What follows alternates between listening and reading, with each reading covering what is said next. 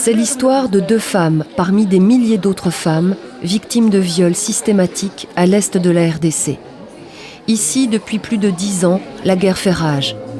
D'après l'agence humanitaire International Rescue Committee, le conflit et ses conséquences, telles que la maladie et la malnutrition, ont déjà tué 5,4 millions de personnes. Nul ne connaît le nombre exact de victimes de violences sexuelles. Le traumatisme et la stigmatisation sont tellement lourds à porter que certaines préfèrent nier les sévices.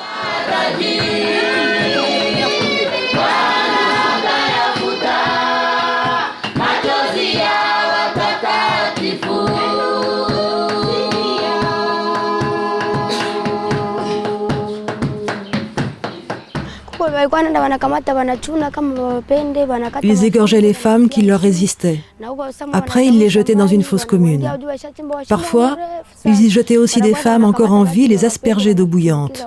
Ou alors ils les brûlaient vives.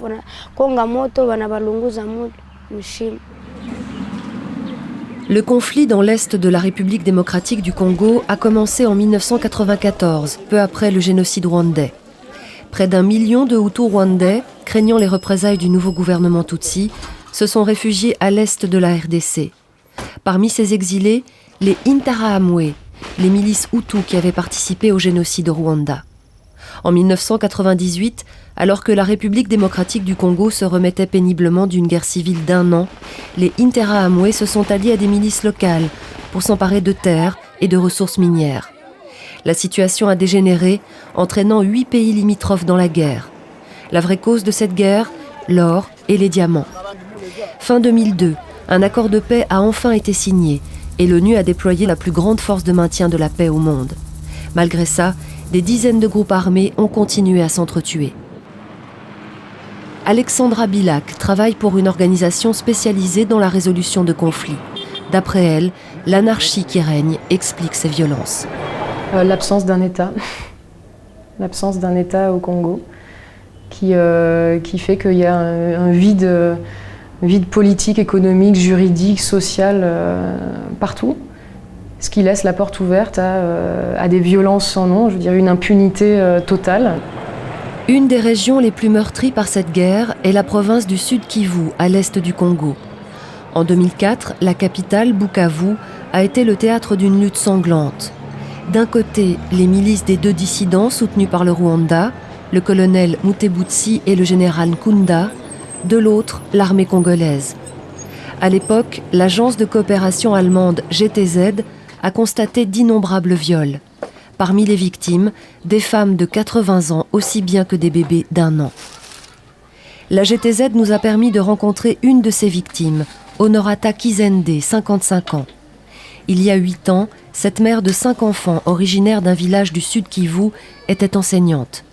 Mais en octobre 2001, son destin a basculé. Des milices Hutus rwandaises l'ont enlevée alors qu'elle se rendait au marché et en ont fait leur esclave sexuelle. J'étais la femme de tout le monde et la femme des personnes. Donc, tout un chacun qui voulait satisfaire ses besoins sexuels, il venait sur nous. Et quelquefois, il criait à manger.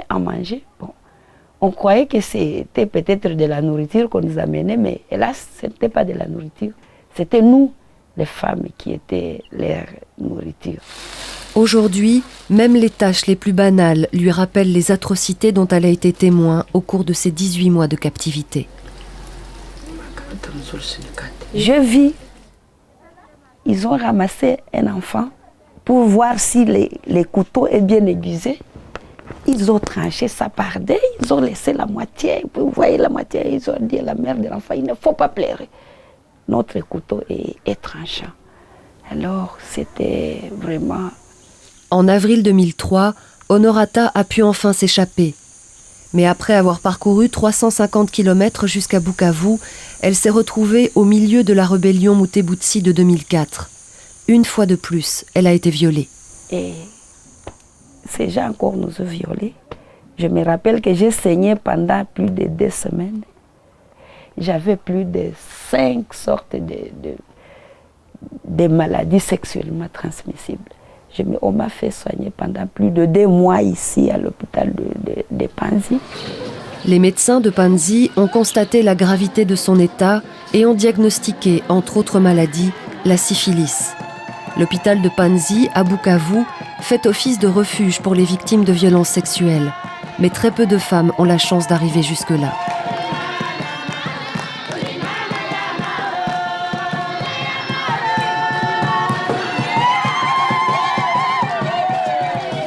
Le docteur Denis Mukwege, directeur de l'hôpital de Panzi, soigne des femmes depuis 25 ans.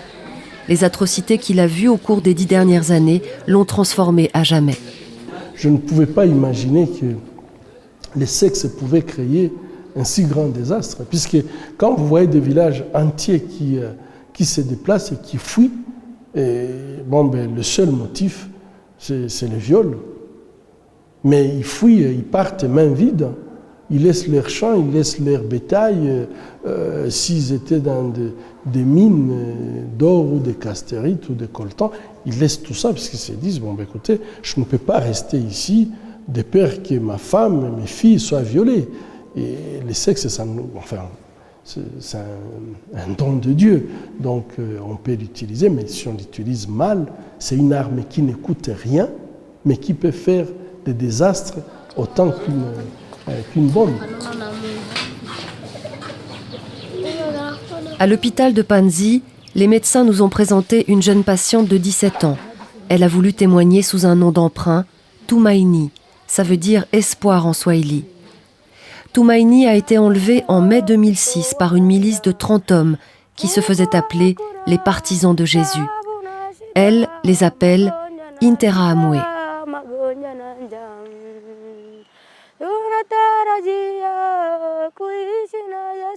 J'étais violée tous les jours, parfois jusqu'à 10 fois par jour. Par une personne ou par plusieurs? Non, une seule personne, le commandant, mais c'était tous les jours. Le jour de mon enlèvement, 5 hommes m'ont violée. Puis, ils m'ont amenée à leur campement. Et là, le chef m'a dit que je serais sa femme. Tumaini n'a pas tardé à tomber enceinte. L'accouchement a duré plusieurs jours avec de graves complications. Pour en finir, les miliciens ont tout simplement découpé la jeune fille. Son bébé était mort-né, son appareil génital entièrement détruit. Tumaini s'est retrouvée avec des fistules, des déchirures entre sa vessie, son vagin et son rectum. Ma santé empirait chaque jour. Je n'arrivais plus à retenir mon urine ni mes selles. Je vivais dans des conditions horribles, dormant à même le sol, sur un lit de branches et de feuillage. Mon ravisseur a décidé un jour de me conduire dans la brousse. Après avoir marché longtemps, il m'a abandonnée sur la route. Alors j'ai continué à marcher, je suis arrivée chez moi. Tumaini a été libérée en mai 2007. Après une année sans nouvelles de leur fille, ses parents étaient heureux de la retrouver en vie. Mais la plupart des femmes ayant subi des viols ou qui souffrent de fistules sont rejetées par leur mari, leur famille et leur communauté. Même à Panzi, les patientes atteintes de fistules ne se mêlent pas aux autres, sauf durant les repas qu'elles prennent debout. Ça se caractérise par une perte des urines ou des matières fécales sans contrôle.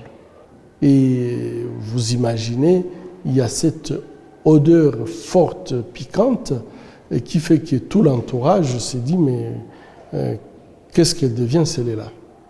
Et donc ça, c'est déjà un facteur de répulsion. Mais lorsqu'on y ajoute le fait d'avoir été violé, au village, on associe ça directement au VIH. Alors, la stigmatisation va dessous. D'après le docteur Mukwege, l'hôpital de Panzi opère chaque année 600 femmes souffrant de fistules.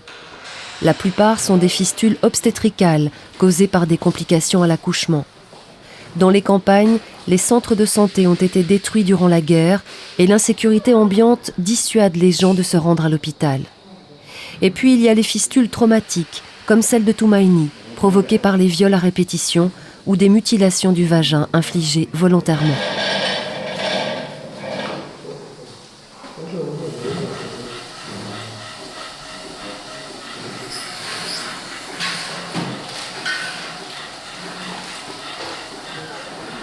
Tumaini a survécu, elle a déjà été opérée avec succès une fois. Elle attend maintenant une seconde intervention pour une guérison complète. Mais certaines femmes ne se rétablissent jamais, même après plusieurs opérations.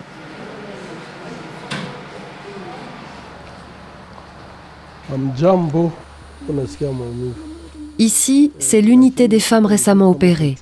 Elles vont devoir attendre 3 semaines dans l'angoisse avant de savoir si l'opération a réussi.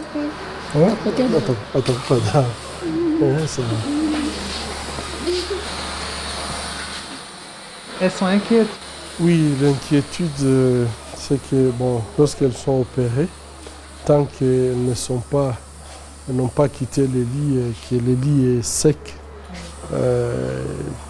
elles ont peur, elles se disent qu'est-ce qui va se passer, elles se posent beaucoup de problèmes. Et quel est le taux de réussite alors d'une opération? Nous sommes entre 90 et 95%. Jambo, habari maman?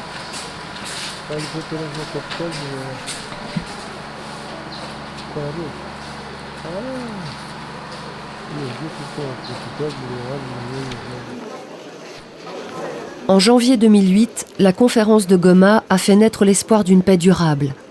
Un cessez-le-feu a été signé entre les milices congolaises, l'armée et les groupes dissidents. Les grands absents étaient les Hutus rwandais. Pour les femmes, la guerre est loin d'être finie. Je sais que pour la femme là, rurale, le viol est toujours là, la guerre est toujours là. On peut dire qu'on s'attaque seulement aux effets, mais pas aux causes. La cause, ce sont ces violeurs qui sont éparpillés dans ces forêts. Quand ils tombent sur une femme, ils la violent. Ils trouvent la femme au champ, ils violent. La femme va peut-être s'aimer, mais elle ne pourra jamais récolter. Elle veut aller puiser l'eau. Au lieu qu'elle puise l'eau, elle va trouver les violeurs là-bas. On la viole et on la laisse. Il y a des fois qu'ils violent et après avoir violé, ils tuent. Bon, de manière générale, tous les groupes ont perpétré des violences sexuelles, ça c'est clair, donc ça, il faut que ce soit clair. L'armée nationale comme les groupes rebelles, tout le monde est coupable de viols et de crimes sexuels. Après la conférence de Goma, les mots paix, amnistie, désarmement et réintégration étaient sur toutes les lèvres. Les chefs de guerre s'étaient réunis à Bukavu. Nous avons rencontré les leaders des milices congolaises appelées Mai Mai. Est-ce que leurs troupes sont responsables de ces viols systématiques? Madame, ça c'est votre appréhension et c'est justement ce jugement a priori qui floue les choses, qui embrouille les choses. Les Mai Mai ne sont pas dans cette affaire-là. Puisque le Mai Mai, c'est une idéologie qui tient sur un certain nombre de principes moraux. Et parmi justement les principes moraux, c'est justement l'abstention totale de tout acte d'exaction de violence, notamment sexuelle. Ce soir-là, nous avons rencontré 2 officiers de l'armée congolaise. La conversation était tendue. Je vous avais dit que les viols qui ont été perpétrés ont été faits par les groupes armés, les forces négatives, pour le moment. Ce ne sont plus les militaires du FARDC. Ce sont des forces négatives qui font ça. Ces forces négatives, ce sont les Interahamwe, c'est-à-dire les milices Hutus rwandais au Congo, également accusées par les femmes. Impossible de les rencontrer sur place. Nous nous sommes donc rendus à Mannheim, en Allemagne, pour nous entretenir avec Ignace Mourouana Chiaka, un responsable des forces démocratiques de libération du Rwanda, appelé FDLR, un homme exilé volontairement. Les FDLR comptent environ 8000 combattants. Leurs innombrables violations des droits humains sont notoires. Souvent, il y a certaines exagérations. Si vous parlez à un activiste ou à des femmes à Bukavu, ils vont vous dire que voilà, les responsables de ces viols, ce sont d'abord les Hutus. Quand vous menez des discussions avec eux ou avec elles, souvent ils peuvent accepter que aussi il y a des FARDC qui violent, mais avec vraiment des difficultés. Donc, on veut d'abord voir les criminels chez les étrangers, puis par après chez eux. Je ne peux pas dire que tous les éléments des FDL sont des saints. Ça, je ne le dis pas. Pendant le tournage, un tremblement de terre a frappé Bukavu, faisant 6 morts et des centaines de blessés. En signe de solidarité avec les victimes, une délégation ministérielle de Kinshasa est venue en grande pompe visiter l'hôpital de Panzi. Les femmes victimes de violences sexuelles se sont mises sur leur 31 pour cette visite, mais personne n'est venu les voir. Nous avons demandé au ministre de l'Intérieur ce que le gouvernement allait faire pour combattre ces violences sexuelles. Ça va? Comment ça va? Ce que je sais que dans notre culture, ça fait un bout de temps que je travaille. Je n'ai jamais connu cela. C'est venu avec un certain moment quand il y a eu des troubles dans la région. Donc c'est quelque chose qui est importé dans notre culture. C'est toute une reconversion des mentalités qu'il faut mettre en place. Il faut que le pouvoir, le gouvernement mettent tout en œuvre pour que les lois du pays puissent sévir et punir sévèrement toute personne qui se comporte de ces sorte. D'après l'antenne locale de l'ONU dédiée aux droits de l'homme, 16 869 viols ont été recensés en 2007 au Sud Kivu. Mais seuls 304 cas ont été poursuivis en justice et à ce jour, 70 hommes seulement ont été condamnés à 10 ans de prison. Je crois que c'est suite au dysfonctionnement de notre système judiciaire que les gens profitent de ce climat apparent d'impunité pour commettre tous les forfaits. Dans la majorité des cas, c'est rare qu'on arrive même jusqu'au procès. Parfois, les victimes sont intimidées, puisque les violeurs sont souvent les gens qui ont une certaine position de force.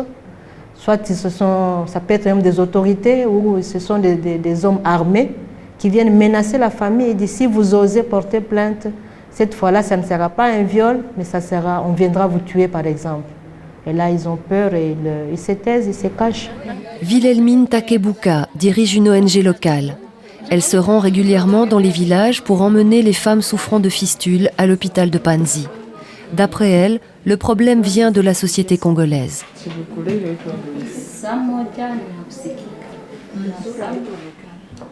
Moi, je pense que la femme au Congo, elle est considérée comme un objet. La femme au Congo n'a pas de valeur. Et aussi, on sait que la base de la société, c'est la femme.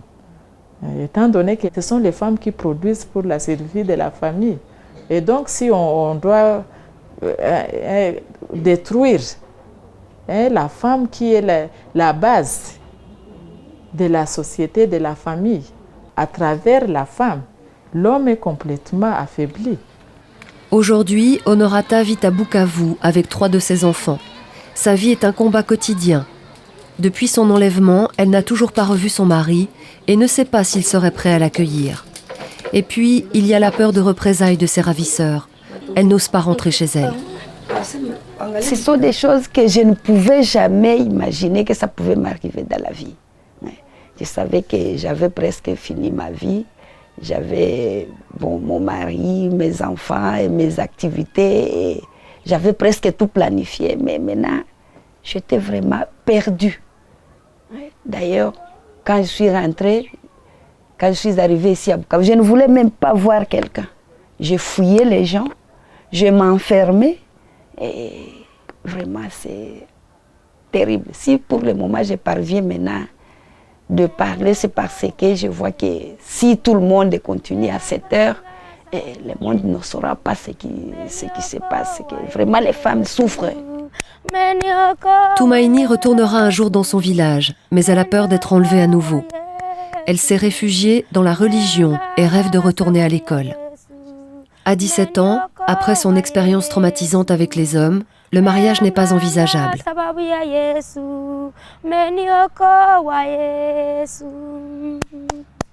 Si on dit viol, les gens ils s'imaginent ce qui se passe habituellement. Mais ce que ces femmes subissent, ça ne s'appelle... Moi, je pense que le mot ne convient pas. Terrorisme sexuel, je ne sais pas. Il faut trouver un mot, puisque ce qu'elles subissent, ce n'est pas vraiment... Le viol ne les traduit pas comme il faut. Vous avez trouvé le mot ?